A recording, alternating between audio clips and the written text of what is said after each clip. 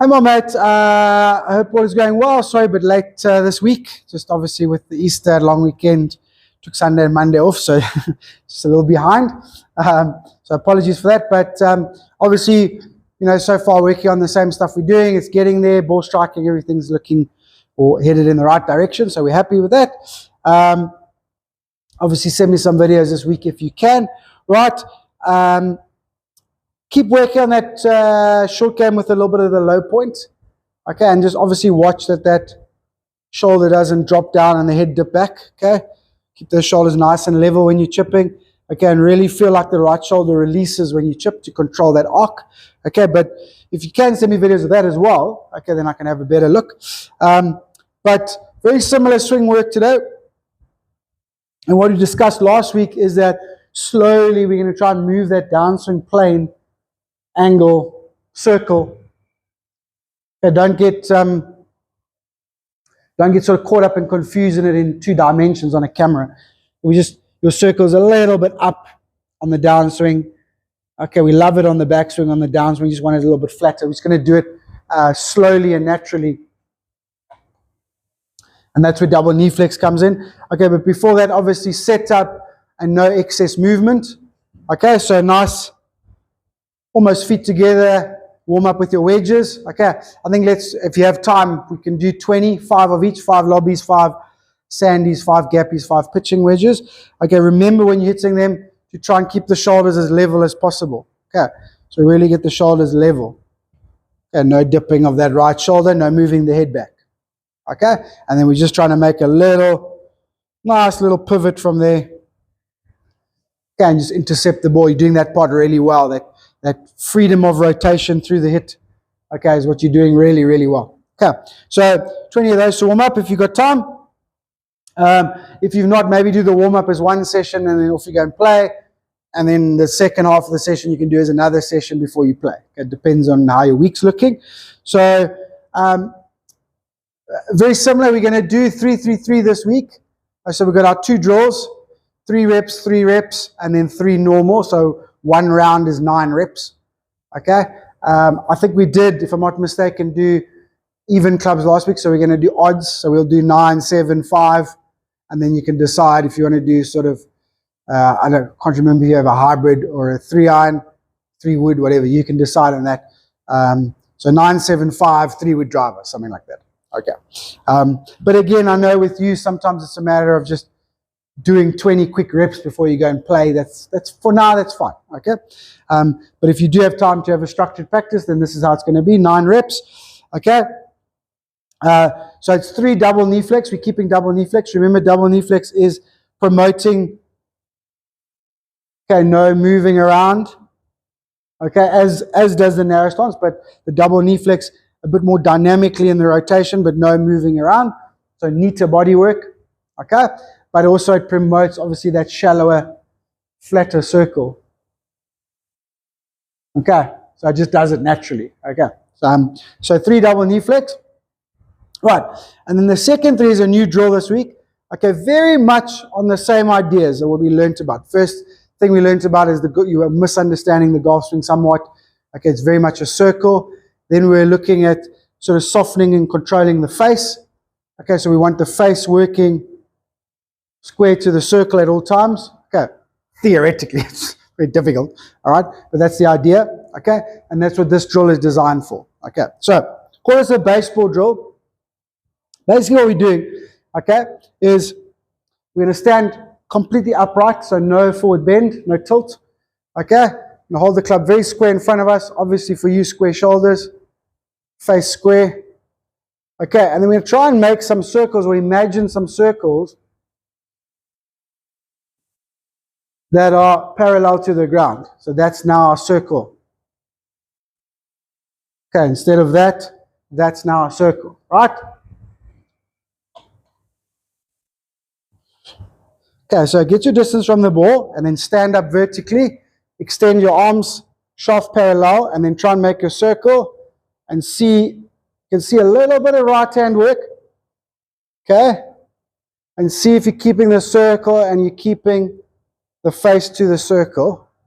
Okay, so you can see no twisting or moving of the face. leaving the circle, right?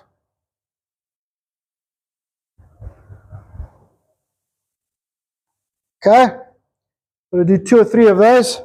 Okay, and then you drop it in. Okay, and then obviously just try and imagine you've just moved the circle and the face to the circle, and you've just moved it down. Okay, so there's my circle.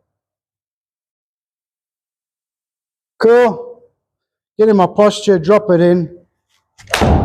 Same circle. Okay, and then you go again. And you might feel a bit silly on the range, don't worry about it. Okay, if you go to a DP World event or a PGA Tour, Live Tour, whatever, okay, you're going to see the most weirdest stuff on the range, because the top players are the ones that do the weird things to create different feels or different movement patterns. Okay, the average amateur who's trying to fix something from YouTube or whatever, okay, will feel embarrassed to do something like that, so they won't do it. Okay, so you got to think of it the other way. If you feel like you're being weird on the course, okay, then that's you behaving and looking like a great player, actually. So you got to, I mean, just in case some people have that mindset of they're scared to do these kind of drills on the range because they don't want to look silly. Okay, it's actually the opposite way around. Okay, the more silly the drill, probably the more likely the player is a good player. Anyway, okay, so you have 3 of those. Okay, baseball drill. Start getting some freedom in it as you go. Imagine dropping that in and how good you can make that circle. Okay, and then obviously 3 normal ones from there, just at a target with a nice routine. Okay, then you change clubs, 3, 3, 3. Okay, 3 double knee flex, 3 baseball drill, and then 3 normal. Alrighty. Okay, then I just want to focus quite hard on putting for the next couple of weeks. Right, so I'd said to you, I think that you are quite a good putter, but the 2 things that kind of went for me, I mean, obviously your green reading and stuff like that is going to improve the more and more you play. The 2 things that went for me were sometimes the tempo. Okay, if anything, I think sometimes you got too slow on the way back and too deliberate. Okay, and then the rate of acceleration is just out. And then obviously I'd said to you when we played at Earth that sometimes that right hand gets a bit firm. Okay, now those 2 could be interrelated, to be fair, but those are the 2 things, right? So what I want you to do, okay, I want you to do stroke length drill. Okay, now I actually use this drill more to get people's putting strokes in sync and kind of have an understanding of how to control their distance. Okay, but for you, we're going to just do it for tempo. Although we're going to measure it on distance control, it's going to be tempo. Okay, so we've got 3 tees. We just put one in the middle of the golf ball where the golf ball would be. All right, and for now, do any length. Okay, so you can do a handspan or a foot or whatever, but make sure that the length is completely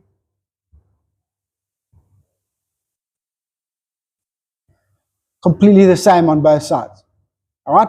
Now, what I want you to do at first, I don't want you to go to a target. So I don't want you to go to a hole. All right. So what I want you to do is just stand there and make a stroke. I want you to feel like the putter is moving smoothly, almost the same speed back and through. So not slower to faster, obviously not faster to slower. Very similar speed back and through. And all I want you to do is try and control, I like to look at the face, right? But control the face to there, face to there. And that ball just kind of gets in the way, right? So we kind of got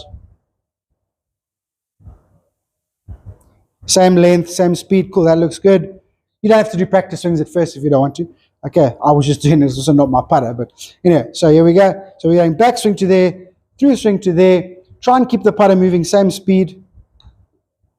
Okay, and if it feels kind of good and whatever, then just see how far the ball went. And go, okay, cool. If I do that again, exactly the same length and exactly the same tempo, well, then the ball should go pretty much exactly the same distance. Okay, so you're just going to hit the same putt again. Okay, and even on this stuff, okay, you can see how close those are together. Okay, so you're going to hit 5 of those and just see how close they are. Okay, if they're not close, then just hit another 5 until you kind of get it, and then change. And then just go, cool, I'm going to go a little bit longer.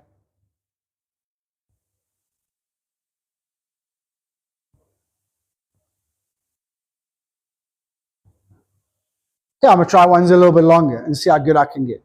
Okay, so I want you to do 50 of these. Okay, the target is nowhere, but that the 5 reps that you did, how tight is that distance dispersion? How close are those golf balls together? Okay, so I want you to do 50 of those. Okay, or if you can do more, but that's what I want you to do.